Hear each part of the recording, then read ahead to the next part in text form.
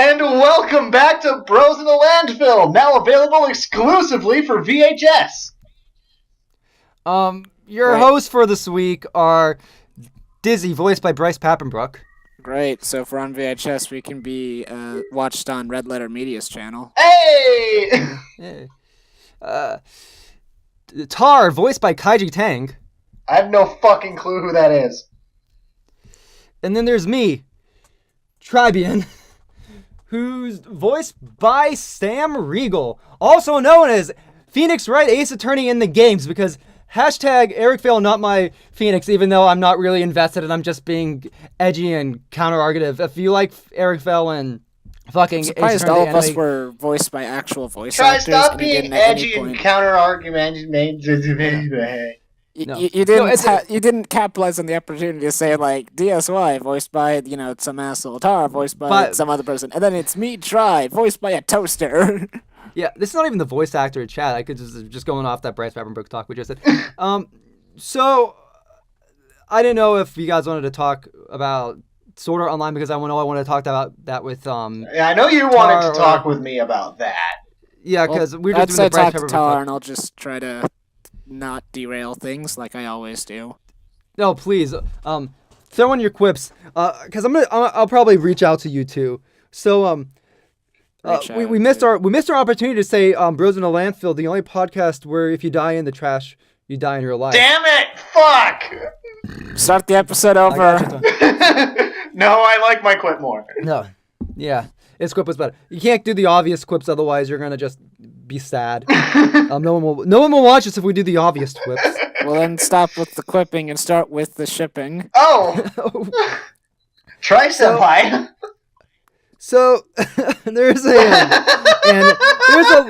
a little known anime out there called Sword Art Online. No one's really watched it. It's not really that popular.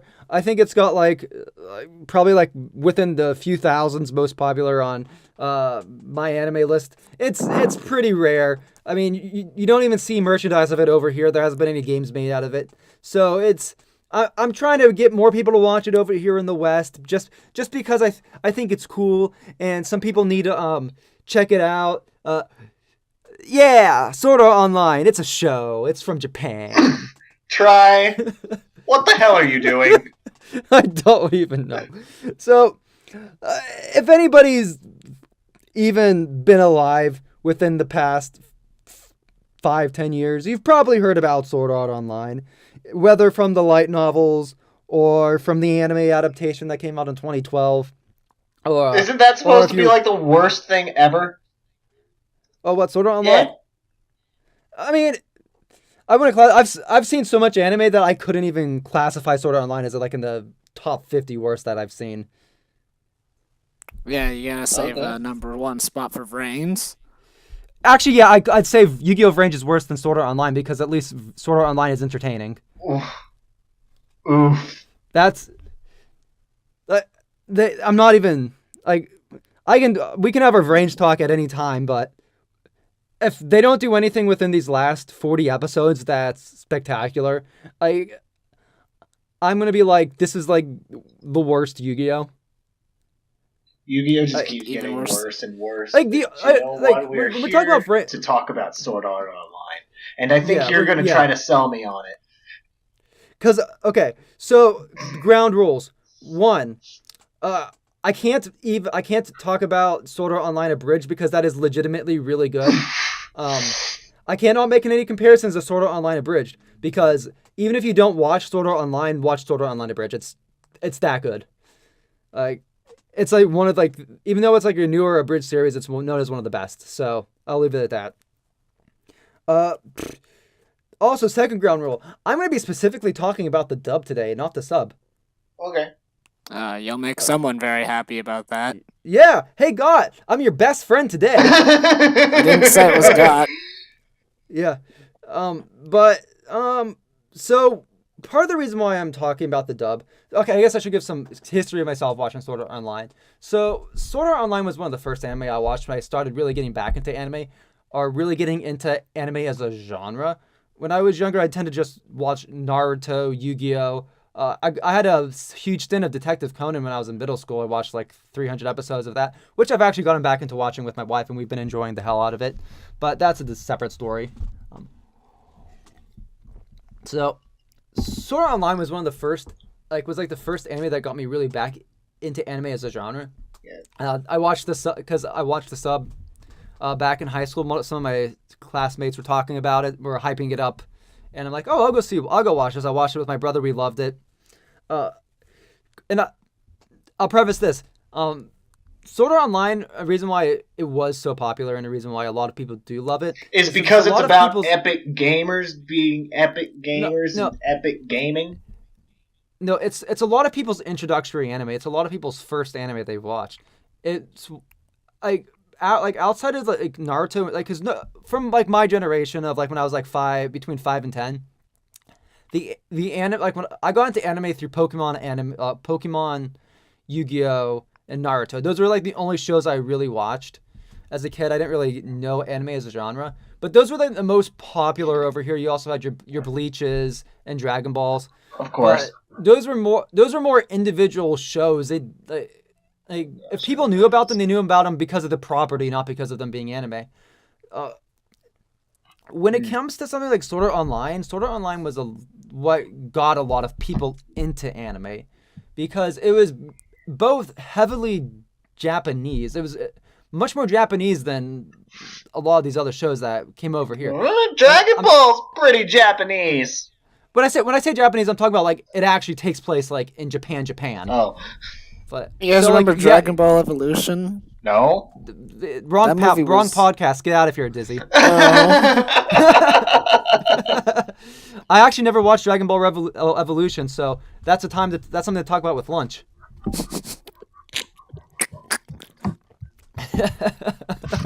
I'm sure he'll look forward to it. Yeah. So it's a lot of people's first like real like big popularity. Like I guess it's also one of the big at first animes that brought a lot of people together. If you had people within the anime community. Okay, so I'm sorry guys. TAR cut out there. We're back with the regular show. What was I saying? You were talking about how Sword Art Online brings people together. Sword Art Online was super Japanese. Okay, you're saying that it brings brought fans together. A lot of fans from different little niches in the anime community together. You had a lot of people who were just either watching, as I said, like anime before like 2010, outside of your in the mainstream. If you were talking about the mainstream, not talking about like the internet forums or your more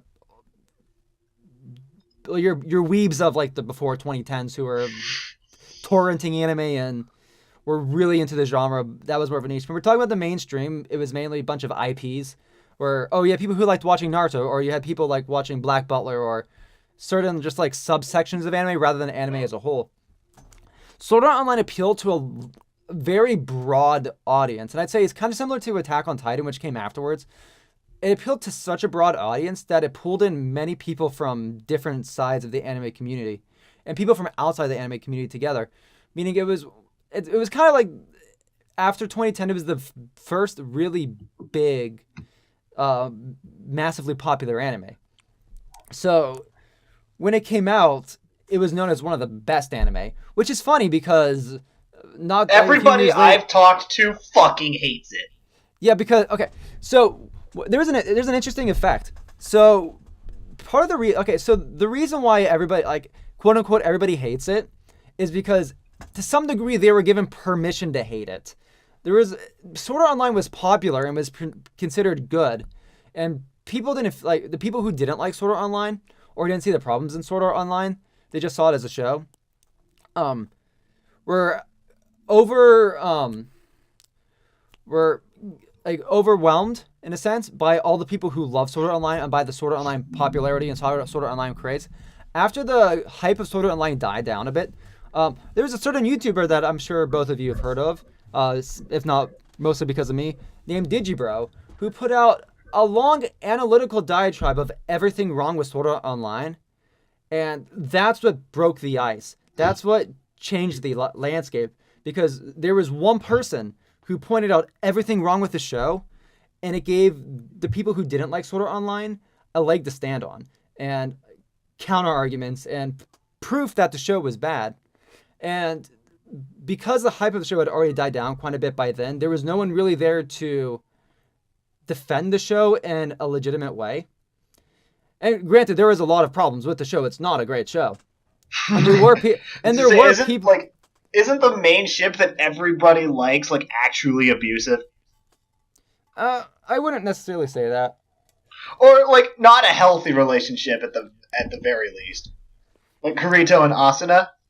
It's not that it's not really a healthy relationship. It's part of the problem is that it tries to be like a relationship and a harem show at the same time, and it doesn't necessarily work out. As the show goes on, I guess the other big problem is that Sword Art Online has a lot of time skips, so you never really get to see these two characters interact that much outside of like one, like out of a couple little arcs.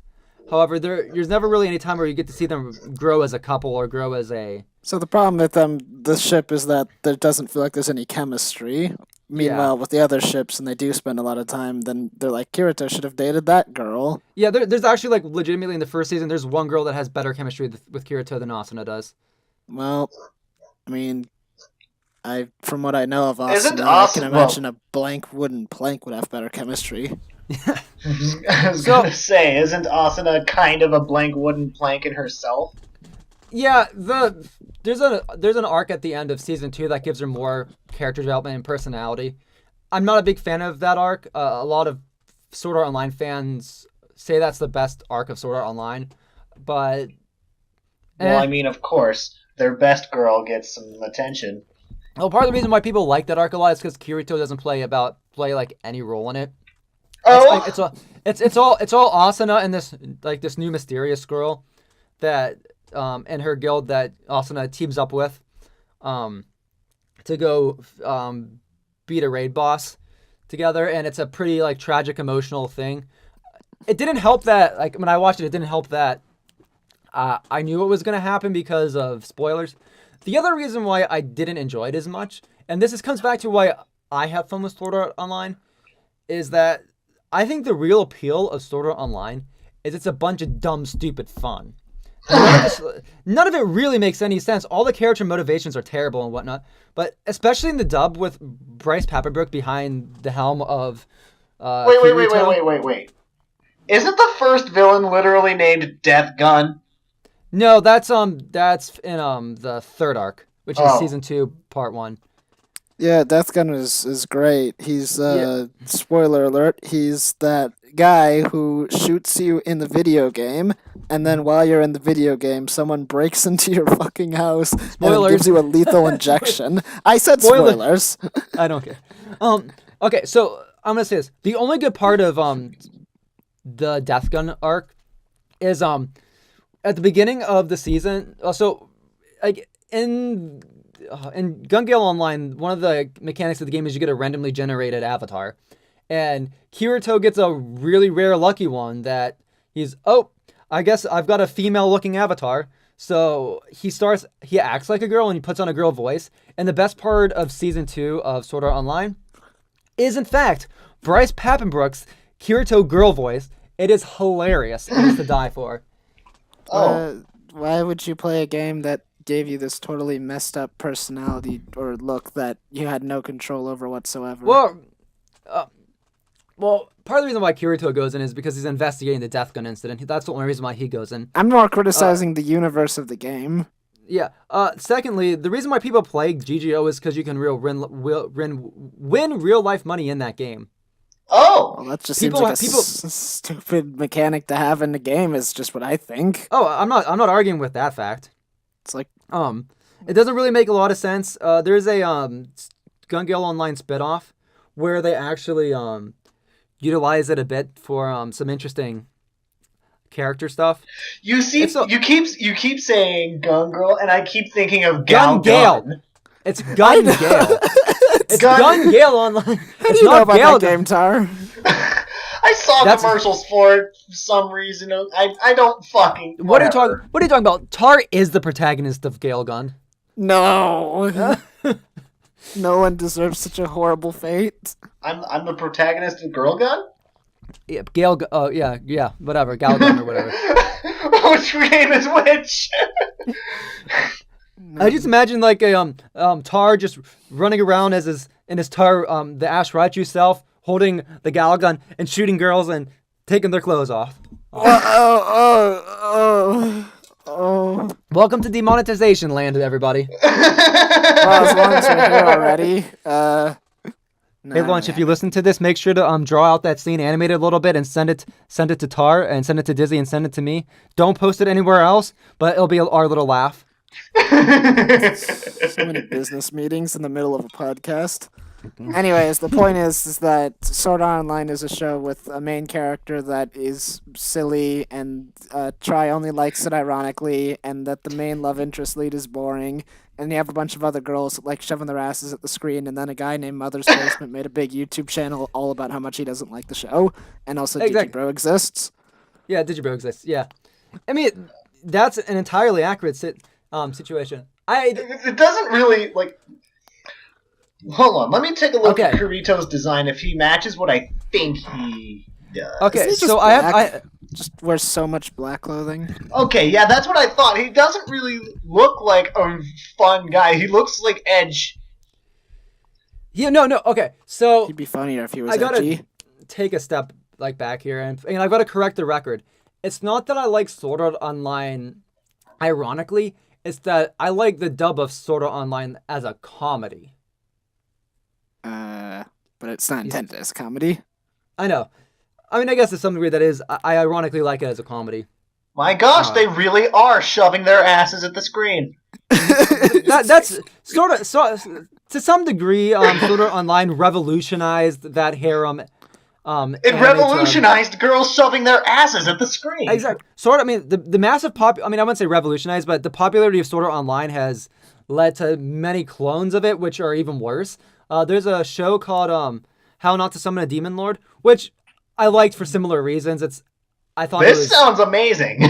So there's a show called How Not to Summon a Demon Lord, which is basically there's this guy who gets summoned into a video game like world. It's part of the genre. I thought that was Overlord. Yeah, but he gets summoned. I guess this is Overlord if it was like a depressed comedy. See, so it's Overlord. Yeah, so the guy gets summoned as the Demon Lord. Like he gets summoned as his Demon Lord character from that game. So it's Overlord, but it's a harem comedy that the main character is socially awkward, but is also cool. The girls are scantily clad. The ending is absolutely disgusting. Like it's the way that the underage characters are drawn in the ending thing that I can't stand for. But there's at least the anime adaptation of How Not to Summon a Demon Lord, whatever, has a lot of heart behind it and a lot of fun comedy. I was gonna say, like, I've heard of a lot of these stories where, like, you have a person who gets sucked into a video game, and the person in real life is, like, really, he's lame, but his video game character is super cool and stuff, and then it's like, the show is like, but he was a cool guy all along, and I'm like, I don't know, it feels kind of weird, like, why don't you just have a story, like, I'm almost waiting for the story where you have a legitimate asshole, or you have a legitimate, like, total loser who gets sucked into a video game world. So you're talking about Konosuba. Oh, no. That is Konosuba.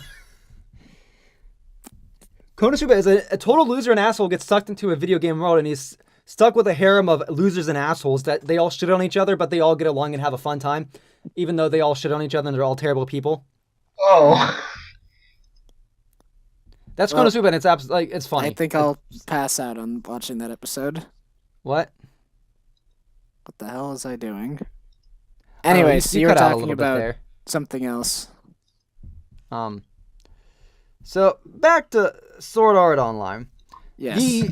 So when it comes to Sword Art Online, part of the reason, like the other huge reason why it's popular, like I personally like it ironically, obviously. Like, well, you just said you didn't like it ironically. I know. No, Disney corrected the record there. I like it as a comedy when it's not meant to be a comedy. Fair enough. Okay. It's got a lot of absurd plot choices and whatnot. That's also why I like this. I guess So one of the things that makes Sword Art Online very popular is to some degree its production. Now it's not an amazingly animated show, though season 3 definitely upped the ante. Season 3 has some great shots of animation and some good fights and some neat moments. But what makes Sword Art Online stand out as something that massively appeals to people is its ability to create these incredibly hype moments with stellar production behind it. And when I say stellar production, I'm not necessarily talking about the animation. I'm just saying it looks cool. It has an amazing Yuki Kajiura soundtrack behind it, where you have Calafina belting their hearts out to the music, like in the background, like in this grand chorus, where Kirito strikes down whatever enemy is about to kill him and his party. And if you're into those sorts of big badass, like as Digibro likes to say, the big come. Oh! Digibro likes to say a lot of things. Yeah, I know. I had to say it for meme's sake. That's always there's a moment in he used it specifically when talking about season 3 because there's a moment at the end, like the end of like the first mini arc of season 3, where Kirito cuts down a tree, but it's everything is so grand. Well, that's a Kirito. Yujiro, who's like the side character, like who's like the deuteragonist of season 3, cuts down a big ass tree, and it's like presented as so epic that it's kind of like a big comedy. You just want to go yeah with it. It's a show that sets up a lot of yeah moments, but at the same time has a lot of really big depressing. It's got a lot of emotional. It's one of those shows that uses a lot of emotional lows. It does a lot of production tricks to make you feel really sad and really depressed and really feel for the characters. Do those emotional lows still work if you don't care about any of the characters? What? Do these emotional lows still work if you don't care about any of the characters? Yeah, it's like it makes you care about the characters in the cheapest way possible. Like it doesn't because Kirito doesn't really have any personality. It uses a lot of Kirito's in bad situations, that's why you feel bad for him, rather than there's this interesting, wonderful, like there's this interesting, nice person that we like in a bad situation. It's just Kirito's in a really bad, depressing, edgy situation. An edgy situation. I don't know how anyone can worry about Kirito when there's literally a scene of him just standing still, being slashed by like a million things, and then his body is just regenerating so fast he doesn't even feel the pain. And I'm like, at that point, I'm like, okay, so why should I care? Okay, so not a good scene. So you're talking. Okay, yeah, that wasn't a good scene. But part of the logic behind that is Kirito is so overleveled compared to these lower level characters. That's what I was trying to say. Where the bosses in the games are supposed to be like disgustingly powerful and able to kill people with like in one shot most of the time. It just sounds like a really boring game. I mean, it sounds like a game nobody should play if you die in the game, if you die in real life.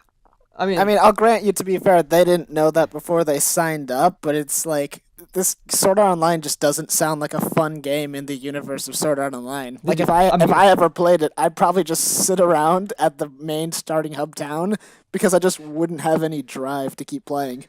Honestly, if the bosses are supposed to be that overpowered, isn't Kirito kind of in the right?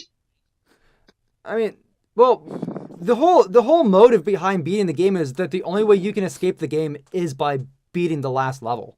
I thought once someone wins, then everyone goes free. Yeah, but what if that your strongest player gets to the top and gets killed? Well, then everyone is effed, because I remember Kirito even said at like episode 2, we have to haul ass because eventually the monsters will stop respawning, so we can't grind them forever. And I'm like, okay, so if the head guy leaves, just kill yourselves at that point. You're not getting out.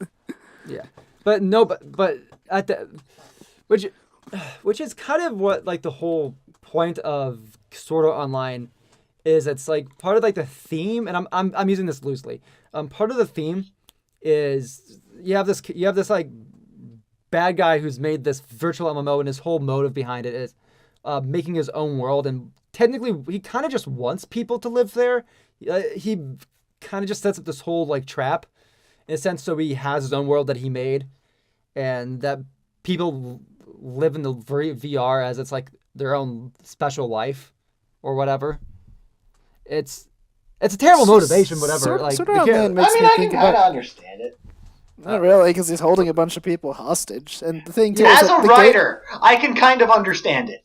I'm a writer too, and I still think this is stupid because everything just feels so contrived. Oh no, it's entirely nothing makes sense. Well, maybe, and that's why I'm frustrated. maybe that's the details of the setting, but just putting the character motivation in a vacuum, I understand. And that's I have a problem with that as a writer because stories are not vacuums. Okay, that's fair. Yeah, no. Okay, so part of the problem with you know what else works in a vacuum? Persona 5. Oh no! Okay. Don't make me get the spray bottle. Okay. I have to side with Dizzy here because Akihiko Kaiba literally has a line at the end of the first core of Sword Art Online. He's like, "I don't remember why I did this." He literally says that. Wow. Well then, so you wanted us to watch the show? No, I'm telling. I don't. Dizzy, you would. I thought you were trying to sell the show to me. I thought that was the original plan since episode. Yeah, well, what? It doesn't help that help that Dizzy's here. Make you wanted me to be here. I wanted you to be. Dingus. I wanted you to be. I legitimately asked you to be here. No, you know what else makes sense in a bubble? Sonic and the Secret Rings, but that doesn't make sense to anybody. Hey, fuck you! Here. I like that game. Why? I'm just. Wait, did you? Because I like the music. What? I did play Sonic and the Secret Rings. Wait, hold on. So all of us actually get that? Yeah. I want you to elaborate on it. We can talk about Sonic and the Secret Rings later. I was kind of memeing there. Yes. I don't think it's a good game, but I enjoyed it when I played it. Which was in middle school. Oh, so. Well then, that explains everything, doesn't it? I mainly like Sonic. First Let's Play. Yeah. I like Sonic mostly for the music, and I like Sonic. I really liked Sonic and the Secret Ring soundtrack, so I think that pushed me through whatever bullshit there was. I derailed this. Let's get back to Sword Art. So Tar, yo, I'm speaking directly to you here. Okay.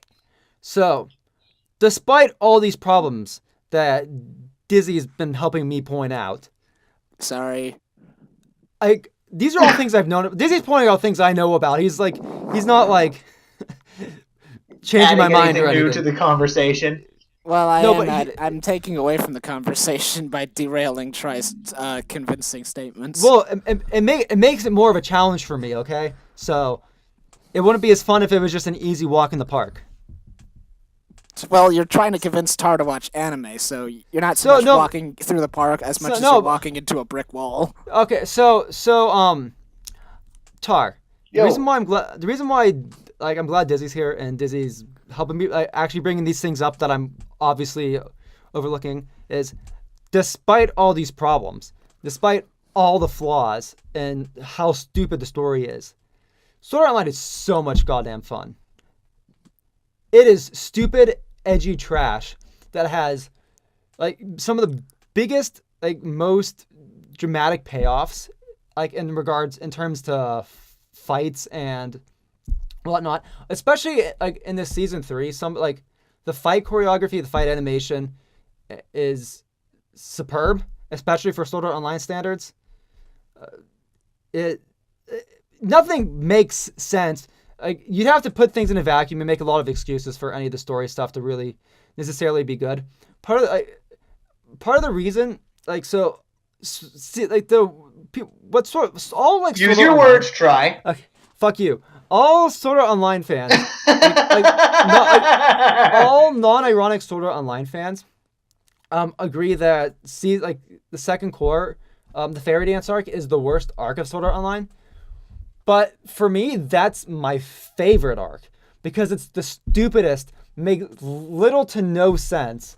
The character relations and the character motivations are even worse than the first season, and it is absolutely glorious. I love the setting of because it takes place in this place called Elfheim Online, which is all based off of Nordic mythology, and I find that stuff really cool. That's partially why I really loved Dad of War. All that Nordic mythology stuff was really cool. So it takes place in the fairyland of I forget exactly. I'll find whatever.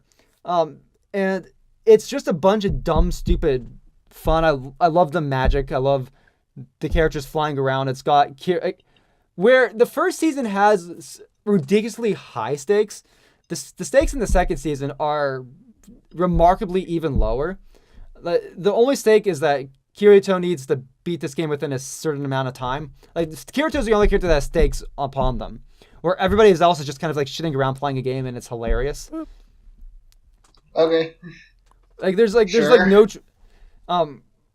but, and it's also got like the most hateable villain, and in anime. Oh. It is, he is a terribly written, he's one of those villains that he does, they have him do certain terrible things just to make you hate him. Oh. And it is, from an ironic standpoint, it's glorious. Sword Art Online is the type of show that you want to get high and watch. It's you don't want to think about Sword Art Online. You don't want to think about the choices that are made, what's going on. Well, it's a good thing I'm good at turning my brain off. This is the ultimate turn your brain off show. The ultimate turn your brain off show. Because the more you can turn your brain off, the more enjoyment you will have with it. Especially if you're watching the dub and you're listening to Bryce Papenbrook give his goofy ass lines. Because Bryce Papenbrook loves giving his goofy ass lines, and it's great. He says it with such conviction. Such conviction, yeah. And I can't wait for Bryce Papenbrook to hear this podcast and then be like, F you guys, I really tried it when I did Sword Art Online. Oh, no, I absolutely believe he tried. He tried his best to have fun giving a performance, and it is clear as day. There is nobody else I would have wanted to have voice Kirito than Bryce Papenbrook, because he brings out the goofy charm that is instilled in Sword Art Online. Sword Art Online is not a show that you want to take seriously, and while the voice performances in the sub are really good, like they have some good actors and good voices behind it, it's all very serious, dark, edgy. Like they take it seriously in the sub, where the Funimation dub, they don't take it seriously at all, and that's also partially why the Sword Art Online abridged is and so that's funny. Why Kirito looks the way he does. I was gonna say never mind. Actually, Sword Art Online is. Look at Kirito and tell me he doesn't look like the ultimate edgelord. He is the ultimate edgelord. He doesn't, but that's because I've seen more edgy. Oh. Sword Art Online is so gloriously stupid. It is that if you're able to have some patience, turn your mind off, and don't question anything, it is an amazing ride. If you're one of those people who can't turn your brain off while watching stuff, or things get under your skin really easily, or you're a very analytical watcher, or if you're DSY, Dizzy would have a migraine watching this show. I did have a migraine. I did watch some of this show, and I absolutely detested it. I was so upset, and I didn't even get to the quote unquote bad stuff yet. Apparently. Yeah. Also, I Google imaged Kirito. There's one chick named Sachi who does literally nothing. We don't talk about Sachi. I Google imaged Kirito. I'm talking about Sachi right now, bitch. Yeah, well, we don't talk about Sachi. I'm talking about her right now, bitch. Because unpopular opinion, the whole Sachi mini arc was like one of the worst parts of Sword Art Online. Unpopular opinion? I thought everyone hated it. All the Sword Art Online fans love that part. I don't know. Wait, am I mixing up characters again? I don't know. Apparently, Sachi's like a mole blob. Wait, I might be the one who's thinking of the wrong person. Are we talking about Are you I have no fucking clue. Dizzy, are you thinking about Kirito's sister? I'm thinking about that weird little girl that keeps trying to. Okay, that's not Sachi. She's like the worst part of the show. I know what you're talking about. It's the girl with the dragon, right? I have no fucking clue. The little girl that gets looted by vines all the time. Probably? Yeah, I don't know. That's who I was thinking. I've never seen the show. I remember that. She just keeps getting tangled up, and it's like, oh no, my God. that's oh gosh, wind, help! Why? Okay. The wind doesn't want us to talk about Sword Art Online girls getting tangled up with vines. No, that's the worst part of the show right there is that little girl getting looted by vines. That whole like episode right there is terrible. But no, I'm talking about. Do you remember an episode? I think it was episode 2 or 3, where Kirito joins that guild for the first and last time. I remember this vaguely. Yeah, where the really depressing shit happened. Oh. Let's just drop. I mean, you already talked about like a lot of the end stuff, so I was like, just be more specific. So I don't want to spoil this part for Tar. Because you want this is episode 3. You want Tar to watch Sword Art Online. Yeah, this is one of the few things I don't want to spoil because it's episode. Well, in that case, let's leave it at wherever you've left it, and also talk about how much of just an absolute dreamboat Kirito is. Just so. Fuck you! I'm more of a Yu-Gi-Oh boy because Sword Art Online 3 Yu-Gi-Oh is blonde hair, blue eyes, hunk. That really is a respectable, young, non-edgy lad. Sounds like Thomas from Digimon Savers. I mean, he kind of just is. I have no idea who either of these characters are, but okay. No, Yu-Gi-Oh is like the deuteragonist of season 3, which I don't want to talk too much about right now because I'm gonna give my thoughts on that after the show's over. Great. It's a very mixed bag. Season 3 is a very mixed bag, but I like it more than most of season 2 at the very least because most of season 2 is edgy trash. Like most of season 2 takes itself too seriously.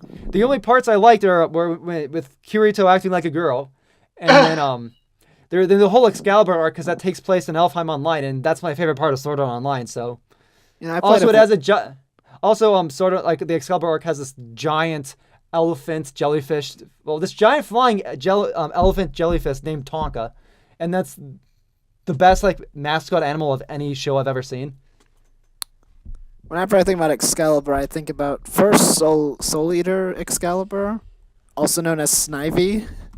No, thank you. And then the second thing I think about is in a game which will currently not be mentioned. You just kind of do a side quest, and then you get Excalibur. Don't think you can sidestep me, Dizzy. I got my spray bottle. You don't know this game, Tar. In fact, I've barely talked about it on cast. Oh, well then. There was one game that I played. Or is this just an attempt to elude me? No, it was an RPG. Try knows it. I'm not going to mention it though, but Try knows it. But I think it's funny because in the game, you just kind of are given Excalibur, just kind of out of the blue for just doing the side quest. It's just like, bring me a thing. Okay, here's Excalibur. Okay, it's a good sword. And then the game had a sequel, as it were. And in the sequel, your new protagonist, who was really not the same damn good fucking sword. What the fuck is this shit? That's Tonki, the elephant jellyfish that flies. What the fuck is that shit? It's Tonki, the flying jellyfish. This is so making its way into the thumbnail. Hold on, let me show you. That's pretty good, Tar. That's pretty good. But I think I have one better for you. Oh God, I'm scared. No, there's nothing to be afraid of. I have let me see. Where's a good picture of it? Excalibur. This is an SAO thing that exists. Yeah, and the Excalibur arc. Yeah, it's gonna be in my nightmares. There you go. I found an even better mascot character. Can't even make out what the fuck this is. I can't even make out what that is. I shouldn't get a good. It's very symmetrical. Yeah. Let me get a good picture. It's actually that's some detailed art. That is all I am prepared to say with certainty. Indeed. There you go. This one's closer up. What? Okay. That's some detailed art there. I see some eyes. I think that's supposed to be a mustache. I don't think I can put this in the thumbnail without us getting demonetized.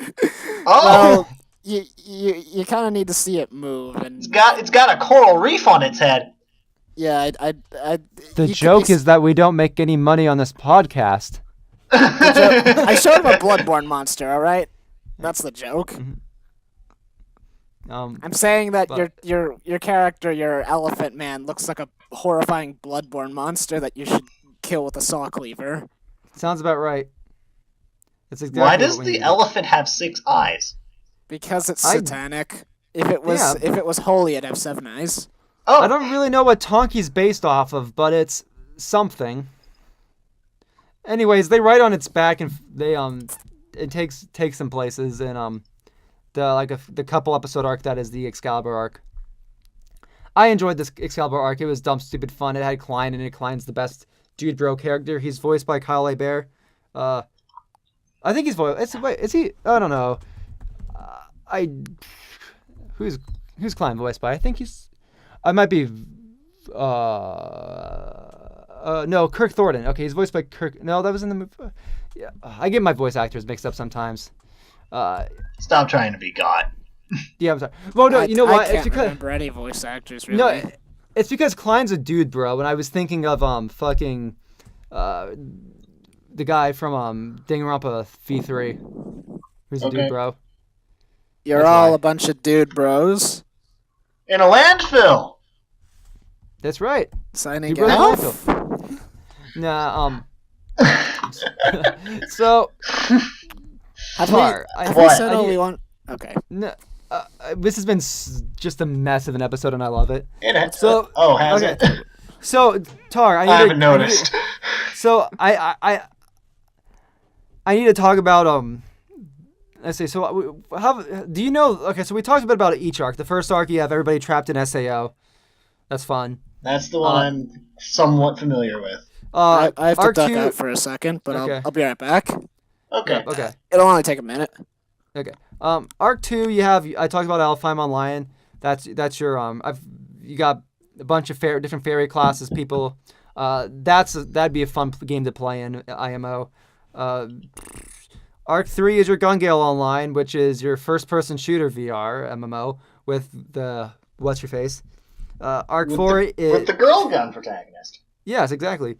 Arc 4 is Arc 4 is your Excalibur arc. I talked about that already. Part of what's interesting with Arc 4 is apparently there's this new area to explore in SAO, and it's got more Nordic mythology. But also for some reason it's the Excalibur arc, and I don't know what Excalibur has anything to do with the Nordic mythology. So it's implied that it's not implied. It's explicitly said that the AI in Alfheim Online says that it creates the quest based off of auto generates quests based off of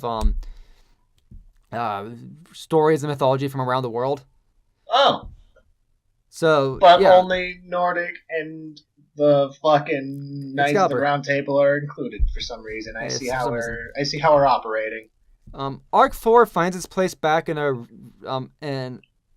mixture of Alfheim and SAO, because SAO because Alfheim is made from the source code of SAO, so SAO just apparently is at the end of the second arc is remade into Alfheim, so they can go and challenge the floors of SAO whenever they want now. Fun. So yeah, that's something. And they get, and that's the whole thing with Asuna and this new mysterious chick where tragic things happen. Oh, this was that. Okay. Well, hi everyone. Ralphie the Rat here, making his dramatic return.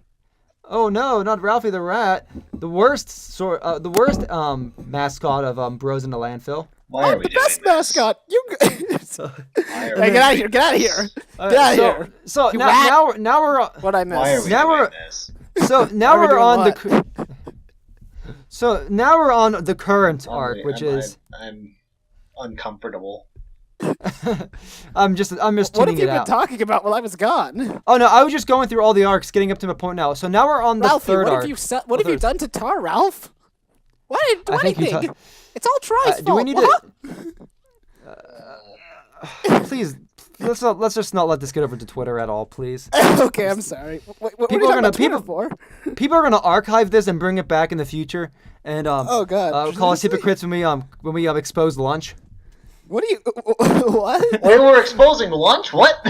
What are we talking? Exposing lunch for being an awesome sandwich artist? What? Real, are we talking about my Ralphie the Rat joke, or did I miss something actually like? I'm bad? talking I'm not about sure. your Ralphie the Rat. Yeah, that's what we're doing. Okay, fine. I'll get rid of Ralphie the Rat. Hey Ralphie. Okay. So, What is it? We do. It is my every Dizzy. hope and dream. Dizzy, when we do Ralphie's crossover dead. central, when we do crossover central Harvest Moon, you have to play as Ralphie the Rat. Ralphie's dead. I just killed him. Oh fuck! Damn. I just put him down. You know what? Just throw him with the rest of the pile of trash. That's all that matters. I mean, if you I really don't know want, why I found that so funny. I did it for you, Tar. Thank you. I owe you one. Anyways, back on topic, everybody. So I was gonna briefly talk about the third season because that's what we're on right now. It's called the Alicization arc, which is a stupid name. So what makes SAO 3 both the most interesting and probably the dumbest arc at the same time? Because SAO season 3 has a lot of high concepts that weren't in the first few seasons. But essentially the entire subplot of SAO 3 is, we're making a AI the whole goal of the people who made the VR experience of SAO 3 is to make make AIs that can think for themselves and are able to kill, so they can transplant them into robots and use them in war. I think they made a movie about that, and the robot turned out to be a gangster. And didn't they make a movie about that starring Will Smith? Probably. I think they did. Wasn't Will Smith in every movie? That's a good point. Here's a hot take for you. I never thought Will Smith was a good actor. Well, even when I saw him in his prime, I still thought he was lousy. I mean, he's Take that, he's YouTube a funny Rewind. Guy. That's hot. Oh my god! If we have an SAO live action movie, there's a character. Do you want Will Smith to be in the sort of live yes, action movie? So there's a character in SAO who's kind of like the shop. He's like a shop owner. He takes up the mantle of being like a weaponsmith and whatnot. And he's a darker skinned character. Considering that this is in Japan, he's most likely from Southern Japanese descent. It's kind of hard when you're dealing with when you to think about ethnicity when you're looking at all these anime characters, especially with A1 designs, because all these Japanese characters look more Western than they do actually Japanese, because of art. So I don't know what the character's actual ethnicity is, but he's got darker skin, and unless if Will Smith is not dark enough to play him, I mean. No. I'm just waiting for the crossover with Will Smith and Butch Hartman. That's SAO. No. That's SAO, the live action movie where Butch Hartman is Kirito. No. Will Smith has to be Kirito, so he can be the Fresh Prince of Sword Art Online. No. Jaden Smith is fucking Kirito. Oh yeah. How do we know that if we die in the game, we die in real life? If we're already dead in real life. How can mirrors be real if our eyes aren't real? Okay, so every movie that Jaden Smith in, Will Smith has to be in. So Jaden Smith is Kirito, and Will Smith is Akihiko Kaiba, who's like the bad guy who set up Sword Art Online. And then you have the final fight with him, and you just got like Will Smith going, yeah, and you got Jaden Smith going, bruh. No. Like, you have to introduce a bunch of nonsense plot points that weren't in the original anime because but Netflix how do you make is not doing what they're okay. doing. And then they make it so that Will Smith playing Akiba Saiba is like, that's right, Kirito, I'm your father. I made Sword Art Online all for you. Okay, but here's the thing. By Netflix doing all that, they'd somehow make more sense of Sword Art Online than the source content. That's scary. Yeah. So basically, what you're saying is that Tar shouldn't watch Sword Art Online the anime, as he should wait for the Netflix series to come out first and just watch that. I mean, the anime dub is out on Netflix, so Tar can go watch it at any point. I'm being serious, Tar. Go watch it. No. That no was just so amazing. Thank you. I put a lot of power behind it. Tar, get yourself a couple bottles of beer, a blunt, sit down, and enjoy yourself. Tar, I don't know what part of you thinks that I enjoy drugs and alcohol. I mean, I don't either. I was just putting a rhetorical out there. Okay, Oh, Tar, here's how you enjoy Sword Art Online. All right, this is the patented DSY strategy. Patented DSY strategy, folks. Pay attention. Hashtag I've never watched Sword Art Online. Well, I watched some of it, but that was a long time ago. Number 1, don't sleep for 2 weeks. Number 2, just keep drinking coffee. Number 3, ring up Try.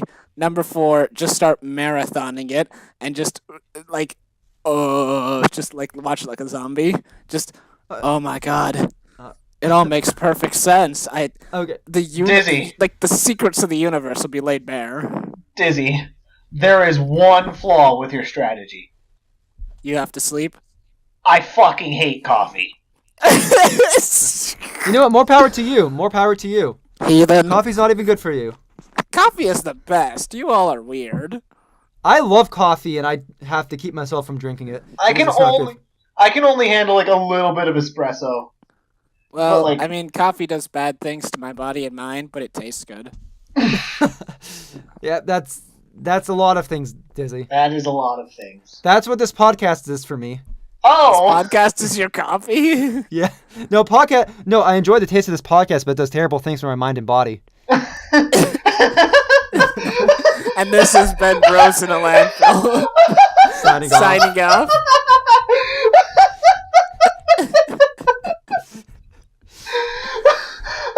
The real talk, though, Sword Art Online's a great group watch. If you watch Sword Art Online, make sure you have a bunch of friends to watch it with, or at least one other person, because that's the best way to enjoy it. Bye.